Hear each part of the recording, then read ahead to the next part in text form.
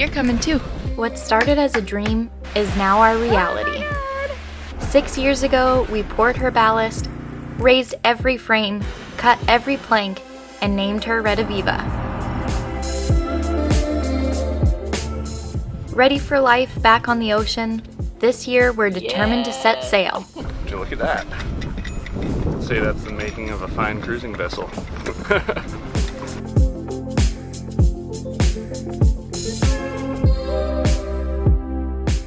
We're Salt and Tar, and this is our life. We're happy to share, and thanks for joining us. I'm getting ready to edit for the first time with our real cushions in the dinette. But first, this guy is begging to get out. Every time it gets a little bit more graceful, if we can call it graceful.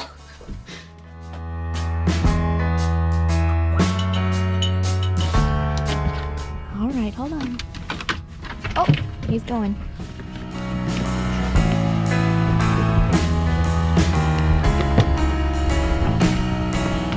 Okay.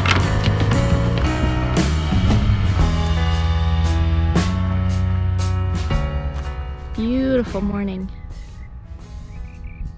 It's been crazy windy the last 2 days. Some of you have asked what we do with swab when we're cruising on the boat, when we can't bring him to shore. Surprising, if it's like an overnight trip, he'll hold it. He just doesn't go, even when we encourage him to.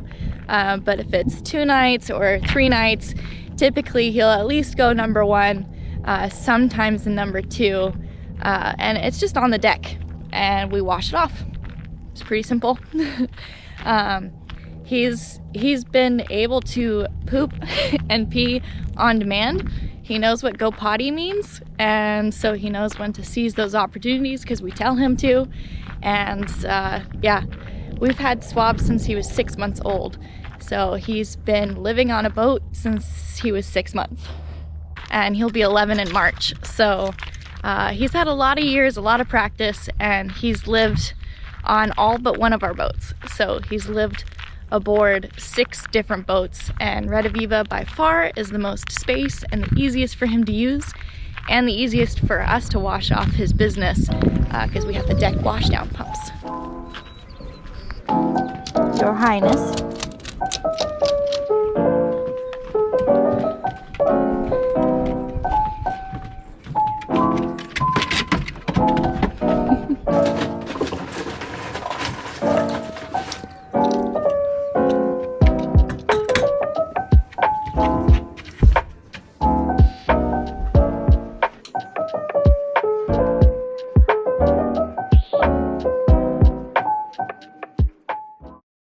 So I'm finally getting around to working on the head again. And Ruth is here editing. I've just been staring at this thing for way too long, and of course overcomplicating it, coming up with a bunch of ideas. You know, there might be time for a lot of those ideas in the future, but for now we just really need to be able to use the head in our own boat. Right now, this is a nature's head, so it's a composting head, which means it's totally standalone. There's no through holes, no holding tanks or anything, and it just has 2 simple mounts on either side with little easy to unscrew attachments. So on that side, it's got 1 vent that'll probably be routed behind the sink and come up right there. And I'm thinking about coming up to some sort of fitting on the cabin wall. Then on the other side, right there, it's got a little 12-volt fan. The way it works is very simple. The solids go down into the main container there. The liquids are separated in this container. Down here it has a composting kind of agent, like peat moss or coconut husk or whatever you choose to use. It just composts the waste and basically turns it into dirt. And you know, it's a super convenient and easy way to go. Saves you from messing with, you know, holding tanks and through holes and all those, you know, hoses and stuff that get really gnarly, which I have replaced more than my fair share of on more than just our own boats. So I'll be happy not to deal with that anymore. Throw some screws in it, then at least it'll be fixed, and then I can go from there.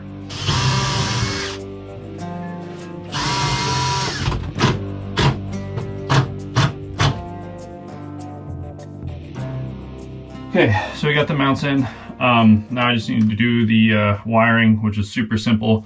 It includes this fitting. So there's two sides to the venting.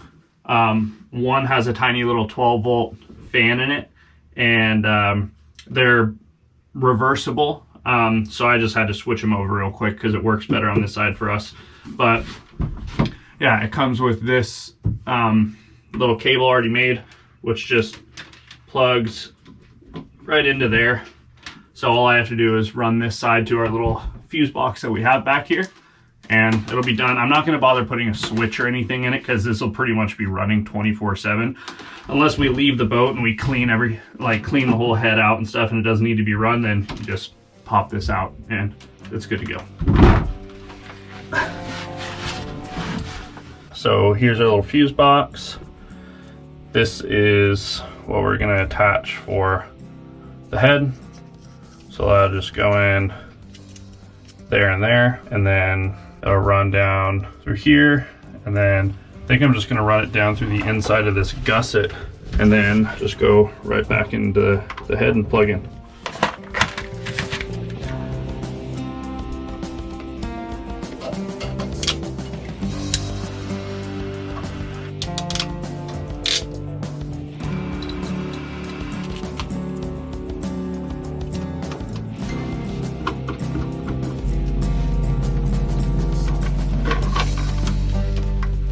Here's a fuse.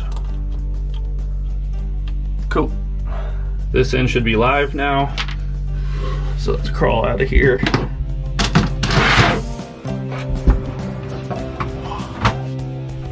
Okay.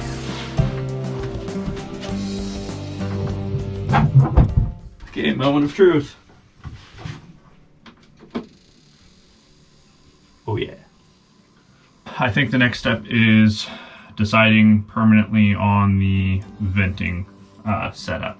Okay, I knew I said I wasn't going to overcomplicate it, but I can't help myself but to overcomplicate it at least a little bit, because for the sake of just getting it done category, there was the very, very simple, easy way, which it comes with this hose, and you can basically just run it straight up through like a mushroom vent or a solar vent or something, and then run it down back, and like pretty much done, easy.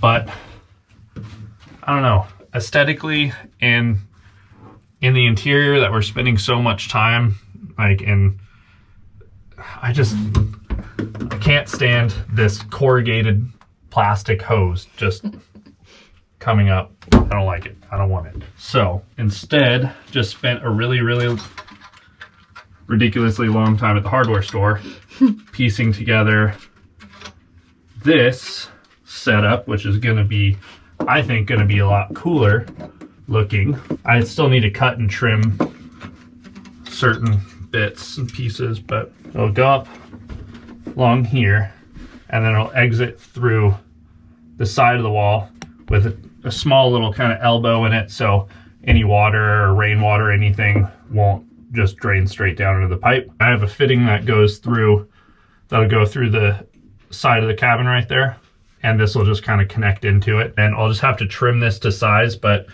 now this fitting, this little elbow goes back there, and so this hose will come from the head. It'll be come out from behind the sink and be kind of hidden, but that will slide in right over that, and all you'll see is this pretty nice, clean, kind of old school looking copper pipe. And I think it's much more fitting to the aesthetic of the interior and of the whole boat. Soon we'll be able to poop in the boat. Yes. So I've already gotten started a little bit. Garrett's been working on the head as of late, and so before he does anything else, I'm going to get at least some white laid down all behind the toilet. So I'm going to take the head out and then removed the sink, and I might paint that part too. And then, I mean, most importantly, and that's where I'm going to start, is the cabin wall. So start with that, and I'm just going to use flat white. Been thinking about colors and stuff in here, and so far I don't know why, I'm kind of leaning towards like a pink, and I'm really not a pink fan, but like a really soft pink, and Garrett's not too sure about it at all. Not at all. Which makes me almost like it more, to prove that it might actually look good. Well, what I've been saying this whole time is still true. You can always try a color out, and if it looks awful, which, you know, it's a good chance the pink's going to look terrible. Anyway, if it looks awful, you can always paint over it. Yep. So let's all just hope that you paint over it. Oh my goodness. Pink. Yeah, pink. Pink. You're crazy. So we were at Home Depot earlier. So these are just some of the pinks that I picked out. And this is a lot more pink than I had in mind.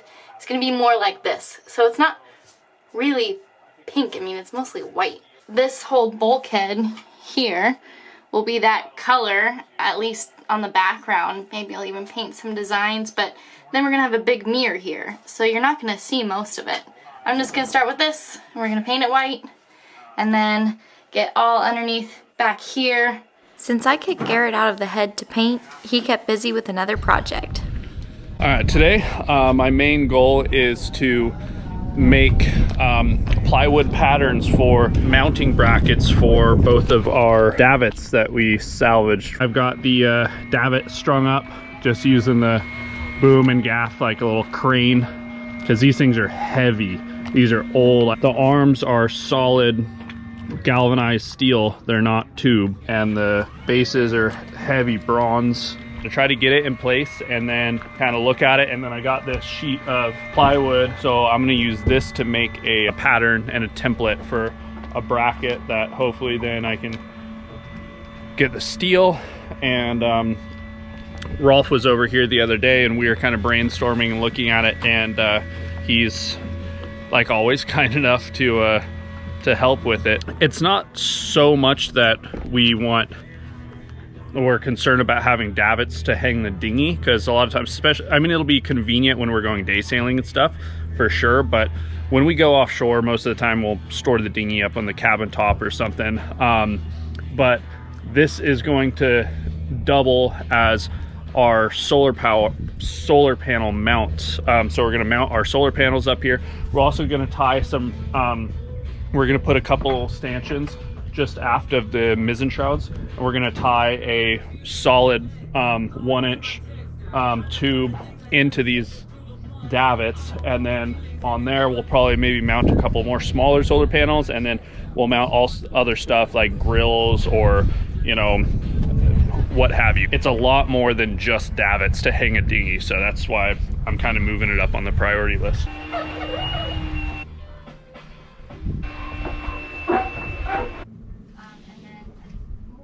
Okay, so that's a basic idea of where I'm thinking that I'll have it. We'll probably use 1/4-inch steel. This is usually the stage where I kind of stare for a while, so I'll probably turn the camera off because I'm sure it's not that exciting.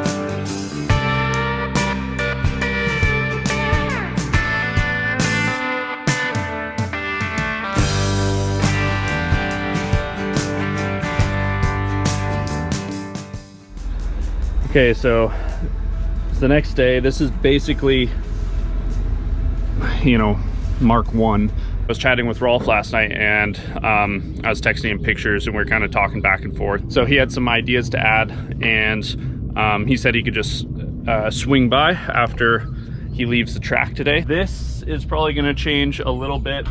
Initially, my idea was to do 2 gussets on either side, and then I cut this, and then when I realized where the bolt holes were, it's kind of close to the edge, and I could still obviously go on the edge and do gussets on either side, but at the time I was like, well, it looks really nice and clean, so maybe I'll just do one big one in the back. It's like, this is still probably, as it is, it's still probably way overbuilt and more than strong enough, but since we're building it from scratch anyway, I mean, while we're in the design phase, might as well just maximize the strength of this thing. So if we can make it stronger, let's make it stronger. Hopefully we'll be able to get to actually building these things soon and get these davits mounted, because once the davits are mounted, I mean, then so many projects can just go one after another. So that's really exciting. We've been busy since the last time Rolf was here. Oh, you did that? I did.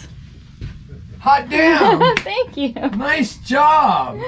You made all these? Yeah. Look and then at just that. need to do some Velcro to keep them up. That is Oh, sweet. And this, so the Dyna is totally done.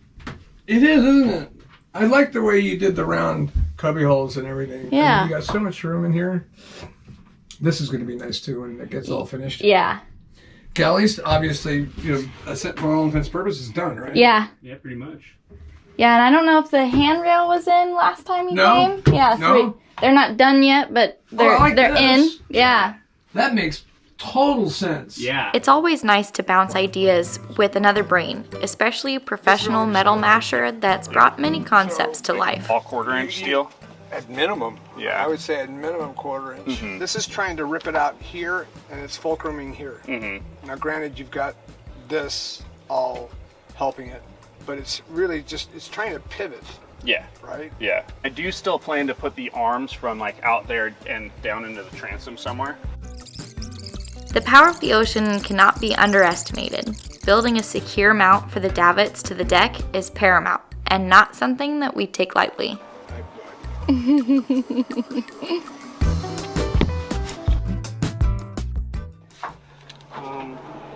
gonna throw that little blanket thing down on top of the counter so I don't scratch up your new paint job. So you gotta mark the length, and then mark where you wanna put the hole. What do you wanna do first?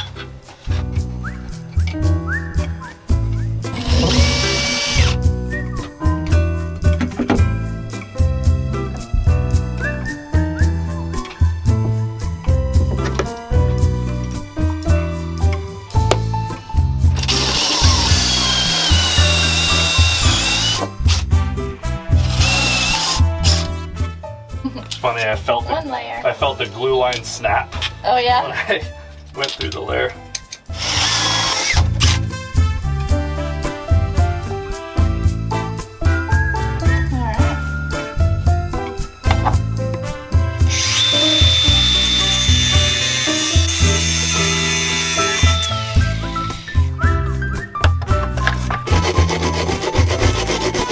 Success.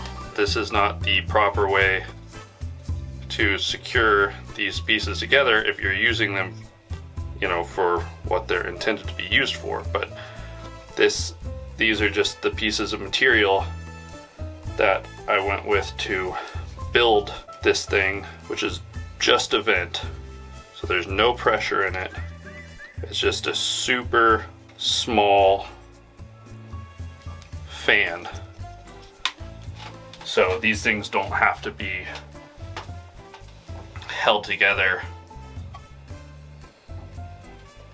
much at all. So I did too many wraps. So just a nice, it's just like a nice little gasket, and it makes them fit nice and snug.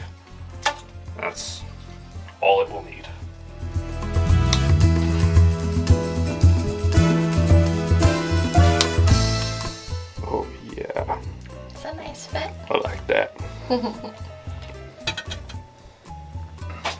Here's the hole on the outside of the boat that we drilled for the vent, which I've just dubbed Frankenvent, and this is the piece that goes through.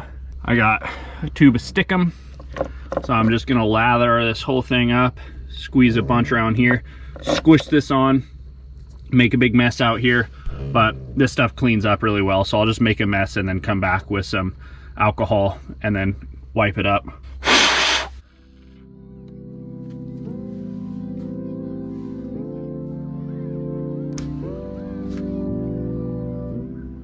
Okay, well, this is still gonna be way too much, but like I said, make a big mess and then we'll clean it up later.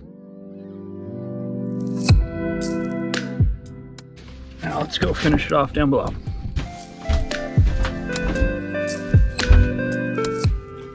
I don't want to make too much of a mess down here because, well, one, Ruth just painted this and nobody wants to make Ruth angry.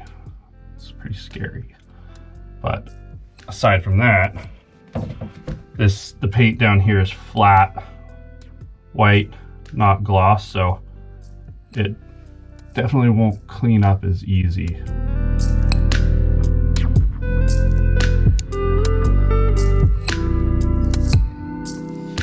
Okay, piece one of Frankenvent. Make sure I get a nice seal, nice airtight seal on this guy. Should be enough.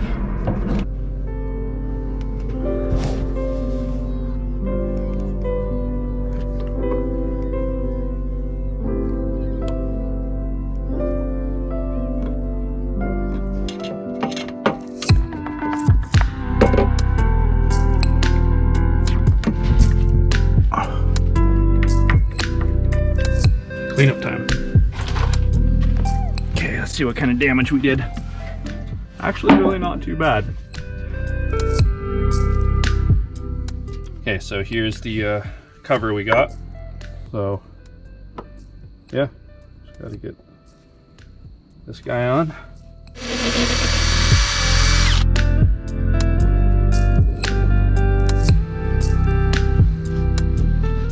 Just still some alcohol on this rag. Oh, that comes out way too fast.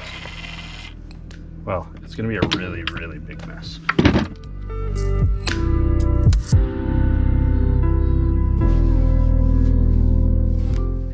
There is our vent. Totally done.